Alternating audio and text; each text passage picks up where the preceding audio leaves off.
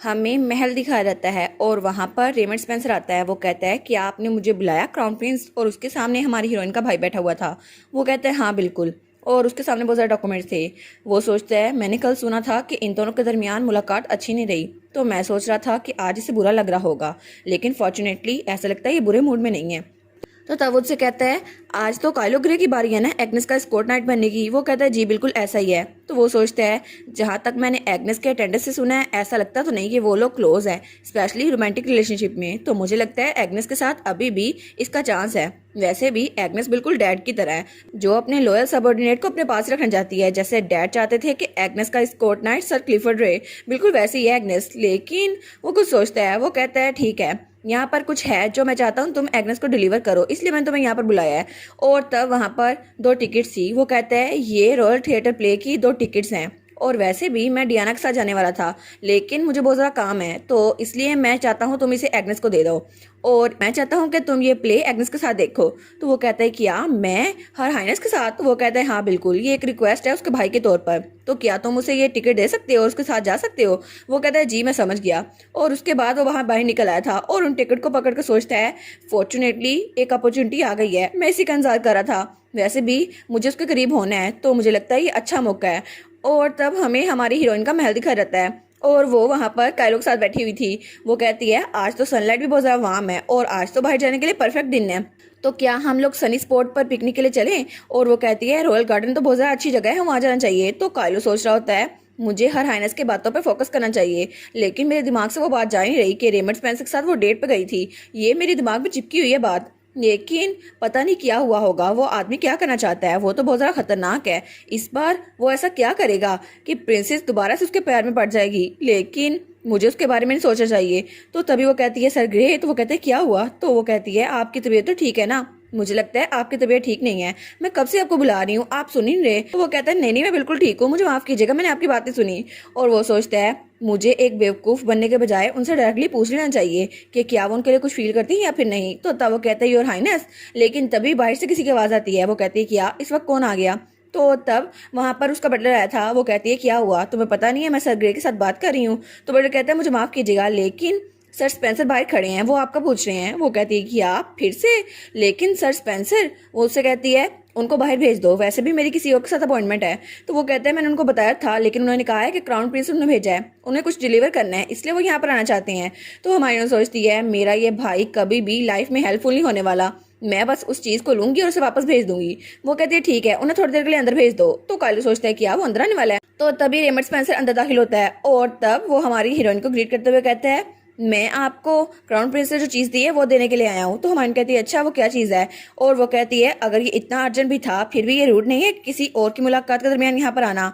तो तब वो देखती है तो वहाँ पर टिकट थी। वो कहते हैं ये रॉयल थिएटर प्ले की एक टिकट है और ये प्रिंस ने ऑर्डर दिया है कि मैं आपके साथ देखूं। तो वो कहती है क्या, लेकिन मैं आज नहीं जा सकती। तो वो कहता है लेकिन ये तो उन्होंने ऑर्डर दिया है ना। तो हमारी कहती है मेरे पहले ही सर ग्रे के साथ प्लान्स है, तो मैं अप्रिशिएट करूंगी कि आप अपनी थॉट्स को अपने पास रखें और मैं इसके लिए मना करती हूँ। तो वो कहता है आपका मतलब है कि आप प्रिंस के ऑर्डर को मना कर रही हैं, क्राउन प्रिंस के ऑर्डर को, है ना? तो हमारी सोचती है ये इतना जिद्दी क्यों है, मेरी बात क्यों नहीं मान रहा। तो तब उसकी तरफ हाथ बढ़ाते हुए कहता है बाहर बग्गी इंतजार कर रही है तो हमें जाना चाहिए, और अगर हम लोग अभी निकले तो लगता है कि प्ले स्टार्ट हो जाएगा, हमारे देखने के लिए परफेक्ट मौका है। तो हमारी सोचती है आखिर मैं इसे जान कैसे छुड़वाऊं, ये मेरी बात क्यों नहीं मान रहा, मुझे तो काइलो के साथ पिकनिक भी जाना था। लेकिन तब वो कुछ सोचने लगती है। वो सोचती है मैं अब क्या करूं। तो काइलो उसकी तरफ देखता है और प्रिंसेस तो बड़ी गहरी सोच में थी। तो काइलो सोचता है लगता है मुझे ही आगे आना होगा। तब वो खड़ा होता है और उसके आगे खड़ा हो जाता है और रेमंड भी उसको देखता है। वो कहता है क्या? तो प्रिंस कहती है क्या काइलो? तो रेमंड वो थोड़ा गुस्से में आ गया था। वो कहता है आखिर ये किस तरह की बदतमीजी है सर ग्रे। तो हमारा काइलो वो कुछ नहीं बोलता। तो वो कहता है मैं प्रिंसेस के साथ बात कर रहा था, तो जरा साइड पे हट जाओ। तो काइलो सोचते हैं मैं ऐसा नहीं कर सकता, पहले मुझे लगा था शायद उनके दरमियान कुछ हो, शायद प्रिंसेस उसके लिए कुछ फील करती हो, लेकिन ऐसा कुछ भी नहीं है।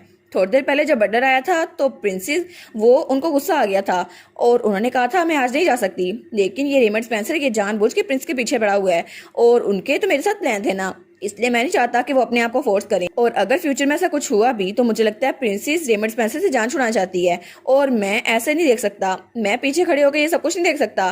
तो तब वो कहता है क्या आपको रियलाइज भी हुआ है कि आप यहाँ पर कर क्या रहे हैं सर रेमंड स्पेंसर? वैसे भी आज आपको खुद पता होना चाहिए उनका एस्कॉर्ट नाइट मैं हूँ, तो अगर आप उनके साथ रूड हो रहे हैं तो इसको मुझे निपटाना होगा। तो हमारा कायलो कहता है अगर आप सच में एक नाइट हैं तो प्रिंसेस के डिसीजन को रिस्पेक्ट करें, वो मना कर रही हैं तो मना हो जाएं। तो हमारी सोचती है वाह क्या सच में कायलो मुझे प्रोटेक्ट करने की कोशिश कर रहा है, लेकिन कायलो इतना ज़रा प्यारा कैसे हो गया। वो कहेगा मैं तो आपको प्रोटेक्ट करूंगा योर हाइनेस। हाय ये तो कितना प्यारा है ना, ये तो एकदम इतना बहादुर हो गया, पहले तो बिल्कुल शाय सा था, लेकिन मेरी लिटिल किटन इतनी सारा डिपेंडेबल मैन कैसे बन गई। और तब वो कहती है लेकिन मुझे इसको रिजेक्ट नहीं करना चाहिए, प्रिंस का ऑर्डर है ना, तो ये अगर मैंने मना कर दिया तो लोग कहेंगे कायलो की वजह से मना किया है, तो मुझे कायलो की रेपुटेशन का भी ध्यान रखना होगा। तो तब वो कहती है मैंने अपना प्लान बदल लिया है। तो कायलो कहता है क्या? तो वो कहती है मैं प्ले देखने के लिए जाऊंगी। तो कायलो उसकी तरफ देखता है, वो सोचता है क्या मैंने इनकी साइड ली और ये कह रही है प्ले देखने जाऊंगी। तो हमारी कहती है लेकिन मेरी एक शर्त है, कायलो ग्रे वो भी मेरे साथ चलेगा मेरे स्कॉट नाइट के तौर पर, और अगर वो साथ ना गया तो मैं भी नहीं जाऊंगी। तो वो दोनों कहते हैं क्या? तो हमारी कहती है हाँ बिल्कुल, इसे कहते हैं स्ट्रेटजी। अब मैं कायलो के साथ भी रहूंगी और प्रिंस का काम भी पूरा हो जाएगा, और अब इस रेमंड स्पेंसर का अकेले भी नहीं रहना पड़ेगा मुझे, कायलो तो मेरे साथ जाएगा ना। और उसके थोड़ी देर बाद वो लोग थिएटर में पहुंच चुके थे। तो हमारी हीरोइन कर्टन पीछे करती है और वो सोचती है क्या हम लोग जल्दी आ गए, यहाँ पे तो कोई भी नहीं है। और तब वो वहाँ पर देखती है और वो सोचती है ये जगह तो डेटिंग स्पॉट के लिए बहुत ज़्यादा परफेक्ट है, लगता है इसलिए बनाई गई है, लेकिन मेरा इडियट भाई आखिर वो मुझे रेमंड के साथ भेजना क्यों चाहता था। और तब वहाँ पे बैठ जाती है और तभी उसके पीछे कायलो खड़ा था। वो सोचती है मुझे तो यहाँ कायलो के साथ अकेले आना था, लेकिन अब मुझे रेमंड को भी झेलना पड़ेगा। और वो तो बहुत ज़्यादा चिढ़ गई थी, तब वो आराम से वहाँ बैठ गई थी और कोई एक्सप्रेशन नहीं देती। तो कायलो उसकी तरफ देखते हैं तो उसको थोड़ी सी खांसी आ रही थी। तो तभी हमारा कालो वहां जाते हुए कहता है मैं यहाँ से बाहर जा रहा हूँ, और दूसरे गार्ड से कहता है थोड़ी देर के लिए प्रिंस का ध्यान रखना। और उसके बाद हमें हालवे का सीन दिखाता है जहाँ से हमारा कायलो गुजरा था और उसके हाथ में चाय थी। तो तभी कोई लोग बातें कर रहे थे क्या तुमने पहले देखा सर स्पेंसर और प्रिंसेस एक साथ आए हैं प्ले देखने के लिए। दूसरी कहती है हाँ हाँ मैंने भी देखा, वो लोग इकट्ठे कितने अच्छे लगते हैं ना, और वो तो बिल्कुल एक पेंटिंग की तरह लगते हैं। तो कायलो सोचता है क्या एक पेंटिंग की तरह। तो तब वो वहां पर आता है तो रेमंड स्पेंसर वो अपना कोट उतार के प्रिंसेस को दे रहा था। तो वो सोचता है क्या रेमंड स्पेंसर, तो उसके ख्याल में तो रेमंड कह रहा था आज बहुत ज़्यादा ठंड है तो प्लीज़ आप इसे पहन लें, और प्रिंस कह रही थी नहीं नहीं आपको ये पहनना चाहिए। वो कहता है नहीं नहीं मुझे ठंड नहीं लगती आप इसे पहन ले। और वो सोचता है ओ आई सी, तो मुझे लगता है शायद ये उसको बहुत ज़्यादा पसंद करता है, लेकिन प्रिंसेस क्या वो भी इसको पसंद करती है। और तब वो वहाँ रुक गया था। वो सोचता है मैं यहाँ खड़ा होकर ये सब कुछ होते हुए नहीं देख सकता, मैं जानता हूँ कि मैं अपनी हद क्रॉस कर रहा हूँ, लेकिन मुझसे ये बर्दाश्त नहीं हो रहा। आखिर उन दोनों को इकट्ठा देखकर मुझे इतना ज़्यादा दर्द क्यों होता है, और क्या सच में वो इससे शादी करेंगी। लेकिन अगर ऐसा कुछ हो गया तो क्या मैं पीछे खड़ा होकर सिर्फ देखते रह जाऊंगा, मैं कुछ नहीं कर पाऊंगा, क्योंकि अगर मैं कुछ भी ना किया तो मेरे लिए कुछ भी नहीं बचेगा, मुझे सिर्फ पछतावा रह जाएगा। इसलिए मैं चाहता हूँ कि मैं उनकी तरफ काइंड होकर रहूं। और तब तो मैंने उनको इग्नोर कर दिया था ना जब वो मेरी तरफ आई थी, और मैं दोबारा ऐसा नहीं होने देना चाहता, क्योंकि मेरे साथ उनका जो भी वक्त गुजरा है वो बहुत ज़्यादा अच्छा था, और मैं अपनी पूरी लाइफ पछताते हुए नहीं गुजारना चाहता। और सफ़र करने के बजाय मैं चाहता हूँ मैं भी कुछ करूँ। तो अब से मैं भी प्रिंस को अप्रोच करूँगा ताकि वो भी मेरी तरफ ध्यान दें। तो तब हमें रियलिटी दिखा जाती है जब उसने हमारी प्रिंसेस को कोट पहना दिया था, लेकिन हमारी नन सोचती है आखिर ये इतना क्लोज क्यों चिपका हुआ मेरे, जैसे हम लोग बेस्ट फ्रेंड है, हालांकि हम लोग नहीं है। तो तब वो कोट उतार के उसको देने लगती है। वो कहती है मुझे इसे वापस करना होगा, लेकिन तभी कायलो आता है। वो कहता है प्रिंसेस, वो कहती है सर ग्रे आखिर आप कहाँ चले गए थे बिना बताए। वो कहता है मैंने नोटिस किया था कि आपको खांसी आ रही है तो मैं थोड़ा गर्म पानी लेने के लिए गया था। और तब उसे चाय देते हुए कहता है मुझे लगता है ये आपके गले के लिए ठीक रहेगी। तो हमारी सोचती है वाह कायलो मेरे लिए फिक्रमंद हो रहा था। तो वो कहती है हाँ हाँ बिल्कुल मुझे थोड़ी सी प्यास लगी हुई थी। तो वो कहती है थैंक यू सर ग्रे। तो कायलो थोड़ा सा ब्लश करता है।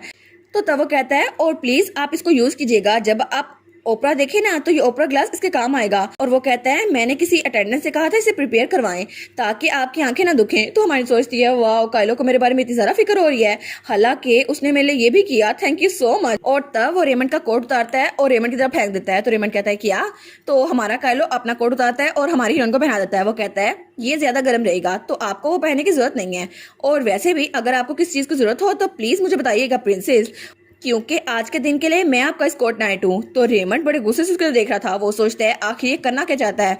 तो हमारा कालो सोचता है ऑलराइट अब तो मैं भी पीछे नहीं हटूंगा, क्योंकि मुझे वो सब कुछ करना होगा जो मैं कर सकता हूँ ताकि मुझे फ्यूचर में कोई भी पछतावा ना रहे।